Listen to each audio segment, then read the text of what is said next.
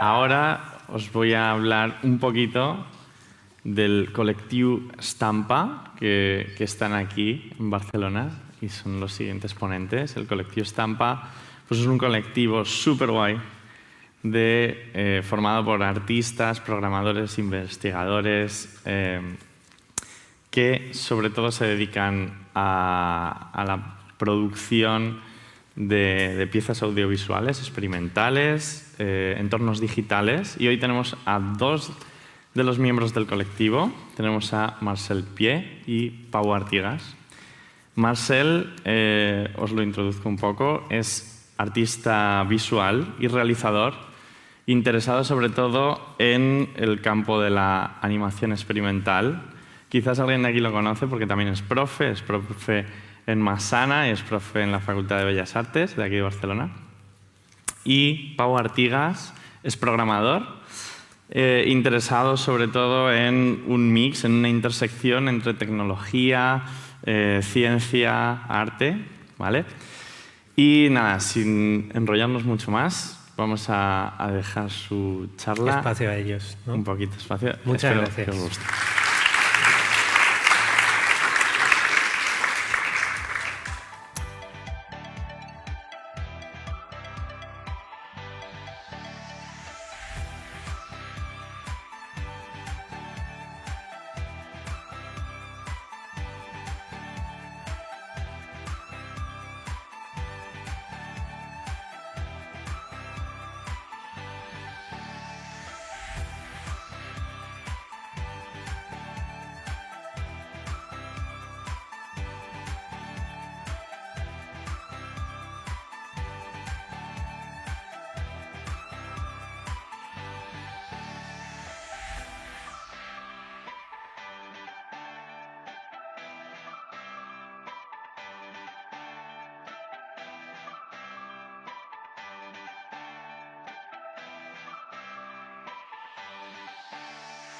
Vale. Entonces, antes de ver los proyectos, y aunque contábamos con la explicación de Carlos, que creo que ha sido muy clara y que os ha explicado bien, digamos, qué es la inteligencia artificial y un poco cómo funciona, nos gusta recalcar, poner esta definición de un artista que se llama Kyle MacDonald, donde define lo que es el aprendizaje maquínico o el machine learning, que es un tipo de inteligencia artificial. Toda la que estamos viendo hoy es de este tipo, y la mayoría concretamente de aprendizaje profundo.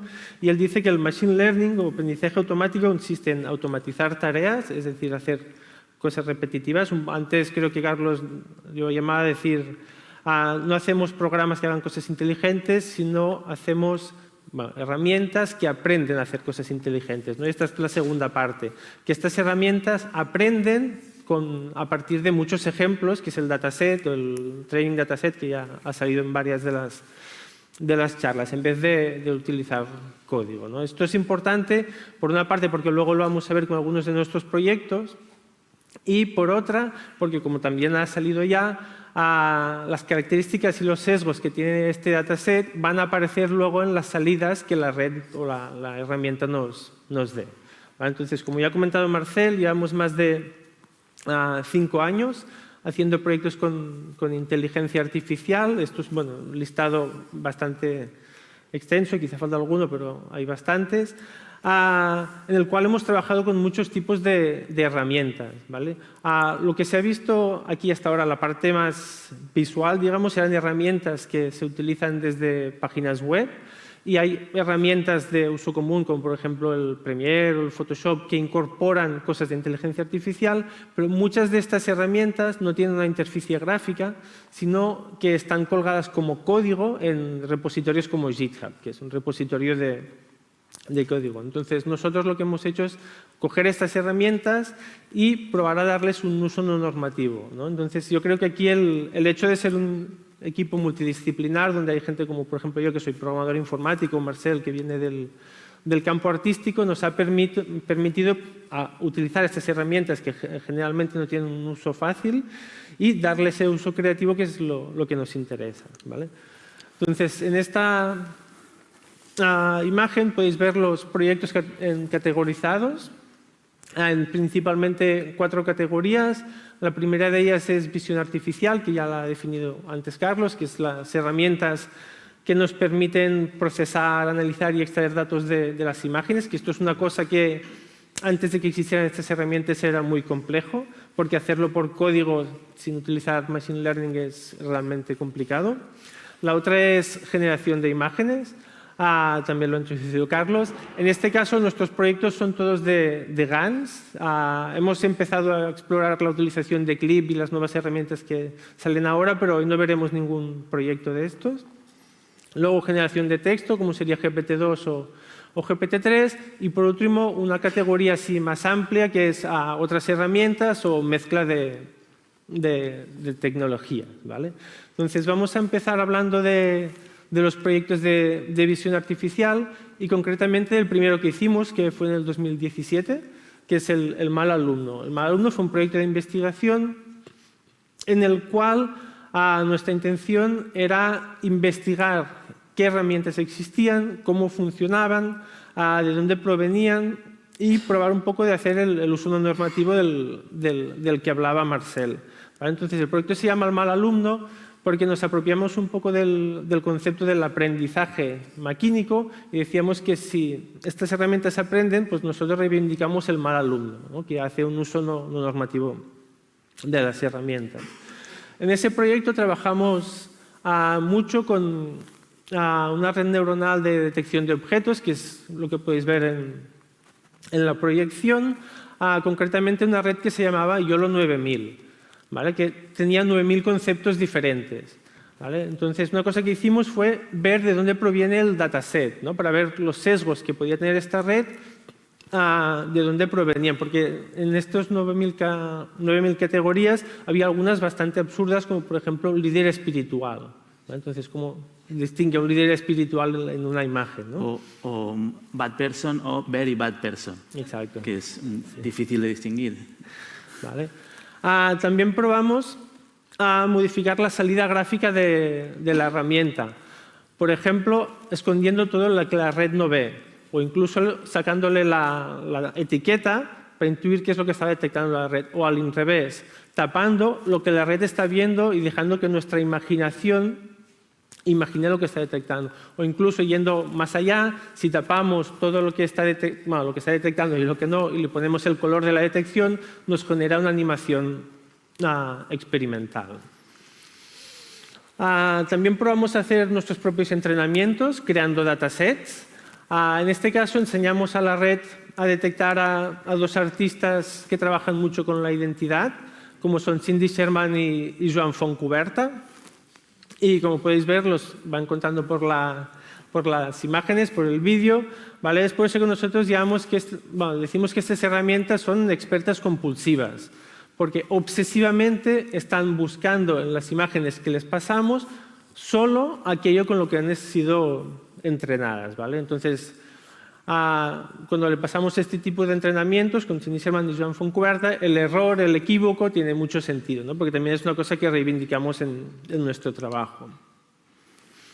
También jugamos con un parámetro que tienen estas herramientas, que es el umbral de confianza, que nos indica qué detecciones que la red hace nos muestra por pantalla, ¿vale? Entonces, este umbral de confianza dice, pues esta persona, la red dice, estoy al 100% segura de que esta cosa que veo aquí es una persona, o un 20%. Entonces, si jugamos a bajar el umbral, llevamos al límite esta obsesividad, esta compulsividad, porque nos muestra cualquier cosa que cree que podría ser algo, ¿vale? Entonces, obtenemos estos resultados.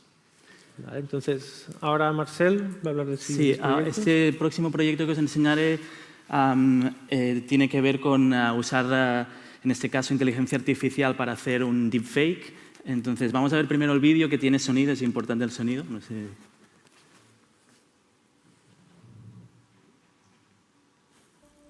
The process of seeing paintings or seeing anything else is less spontaneous and natural than we tend to believe.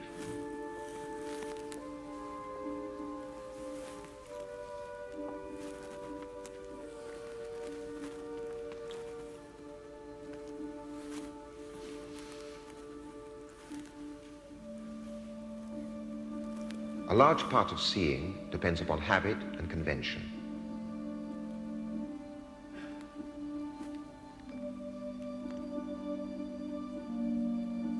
Now, perspective centers everything on the eye of the beholder.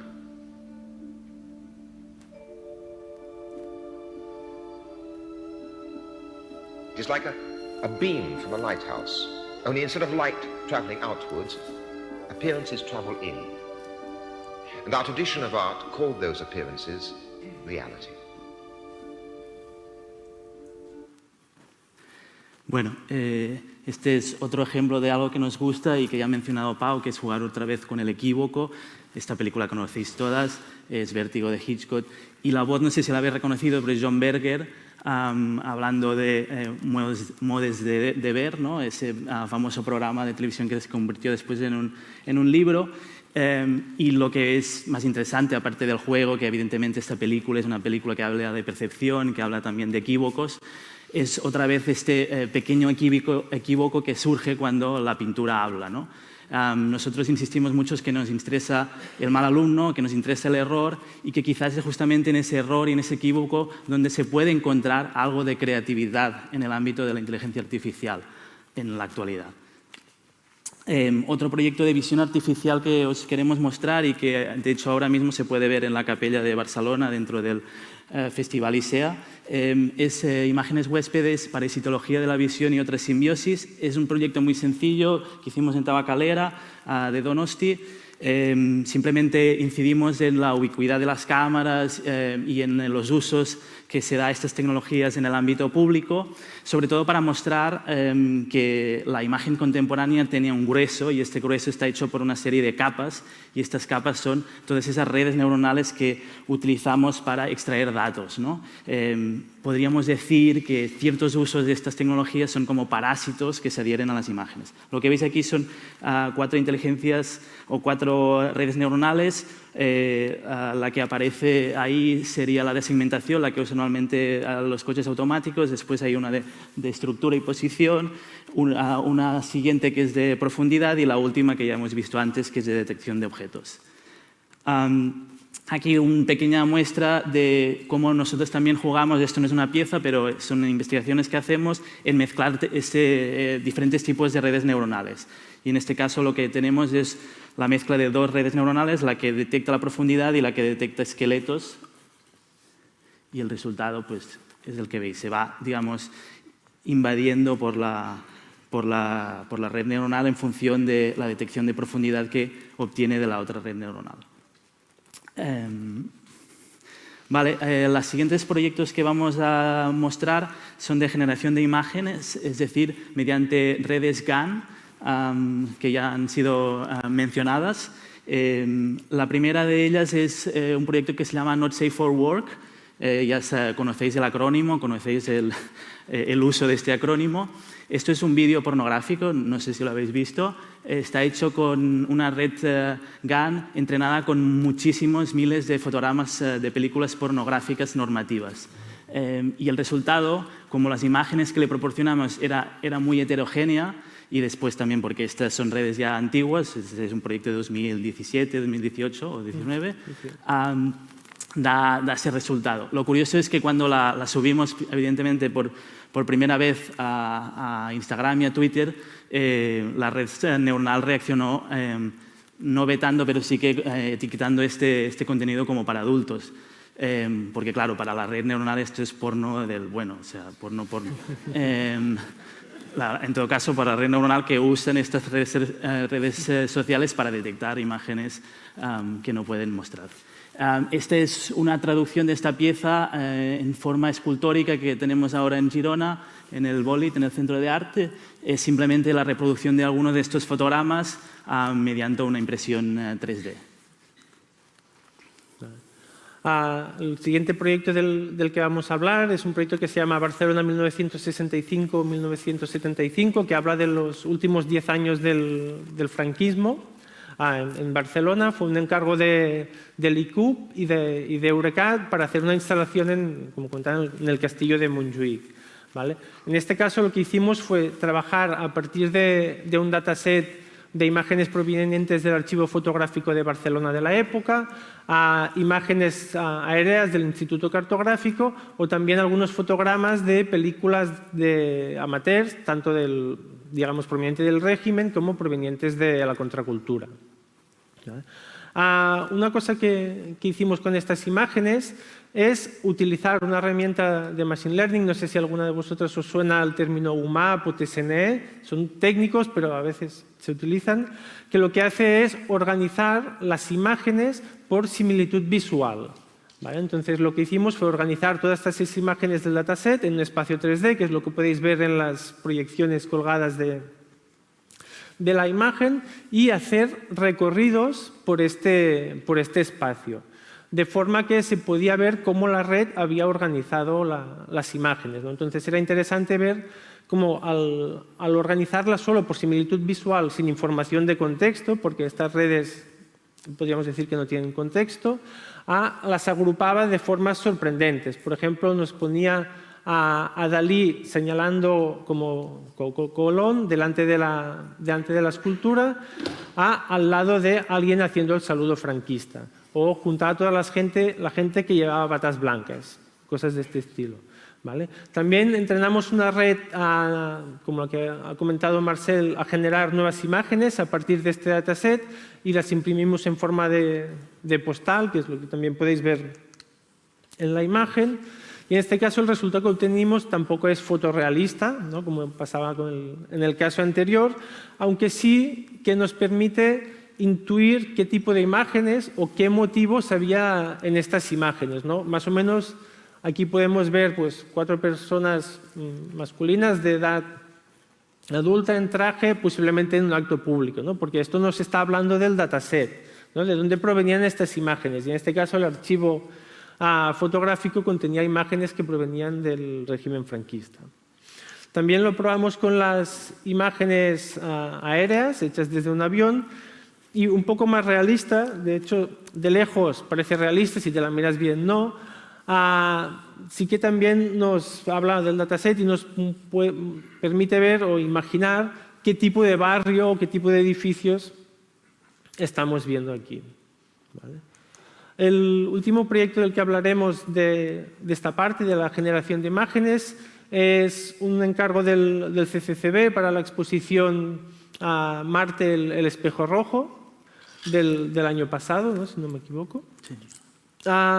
En el cual trabajamos con un dataset basado en el imaginario de los marcianos, digamos, y en la ciencia ficción y de las especies terrestres que son capaces de resistir en climas extremos, ¿no? Porque se está haciendo investigación de qué especies existentes podrían ir a Marte. ¿Vale? Entonces, para hacer el trabajo, recolectamos un dataset, en este caso sí que fue un dataset grande de unas 27.000 imágenes.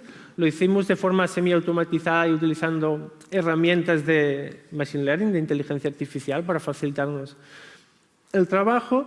Y con este dataset hicimos 3 partes diferentes. La primera de ellas fue organizar parte de este dataset, en este caso creo que son solo 8.000 imágenes en un mural impreso, donde la red nos las ordenó según su apariencia visual. Y aquí, bueno, así en grande podemos intuir un poco qué organización o qué características buscó. Si miramos más en detalle podemos ver ya cada una de estas ilustraciones y al lado de cuáles están, ¿no? También entrenamos una red de generación de imagen en el cual, al tener un dataset pues mucho más grande y además más homogéneo, porque como más heterogéneo es el dataset, más le cuesta a la red aprender a generar imágenes realistas, nos generaba este tipo de imágenes que podríamos considerar casi que podrían ser del dataset, pero también nos generaba este otro tipo de imágenes donde crean posibles especies a partir de las imágenes que había en el dataset, de las especies que había visto. Y el resultado fue una triple proyección en formato de vídeo, porque esto es muy complejo de explicar, pero este tipo de redes permiten generar millones de imágenes, bueno, infinitas imágenes, y lo hacen de una forma en que hay imágenes que están... Bueno, que puedes buscar imágenes parecidas a otras en un espacio que se llama el espacio latente. Y si haces recorridos por este espacio latente, se generan vídeos como el que vemos aquí, en el cual vemos morphings entre diferentes tipos de imagen.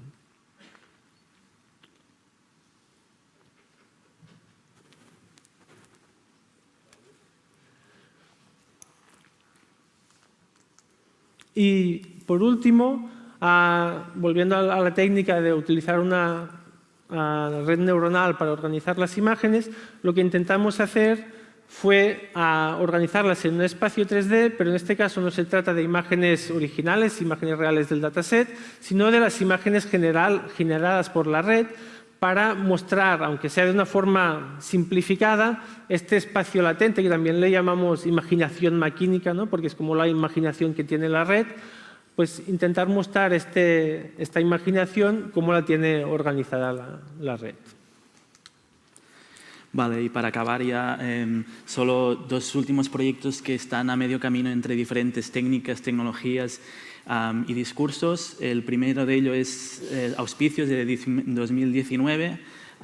Es un oráculo contemporáneo que sustituye en este caso la visión del vuelo de los pájaros, la visión del vuelo de los pájaros que se usaba para hacer predicciones arcaicas, y la sustituye por la observación del vuelo de los aviones. Y funciona de la siguiente forma. Tiene un receptor que escanea el tránsito aéreo, y cuando encuentra algún avión extraño, nosotros decidimos que extraño era avión militar, privado, algún avión no estándar, activa la pantalla de LEDs, y la pantalla de LEDs te muestra un auspicio, te muestra una predicción. Y esta predicción está hecha entrenando una red generadora de texto, no era GPT-3, no existía aún, que había aprendido a hablar, para decirlo de alguna forma, mediante la mezcla de un entrenamiento hecho con textos de macroeconomía del Banco de España y horóscopos.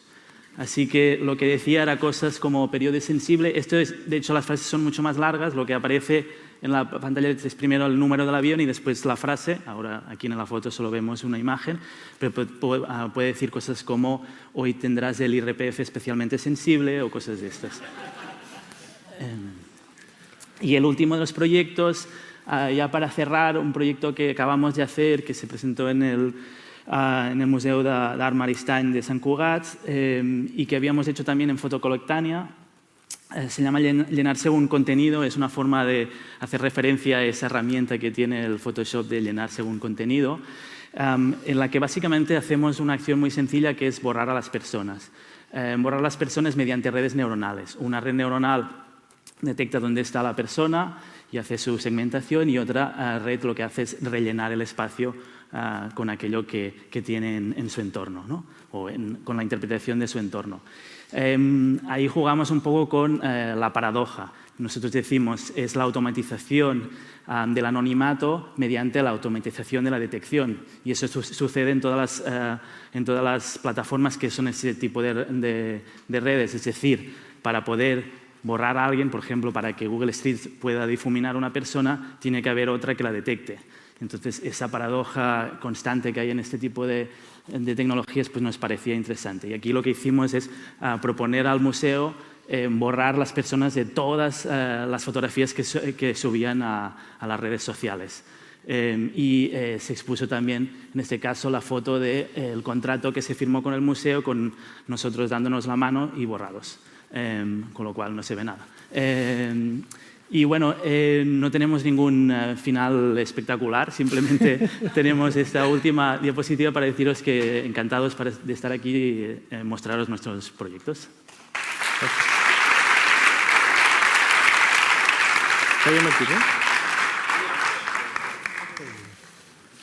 Bueno, increíble vuestro trabajo, me gusta muchísimo.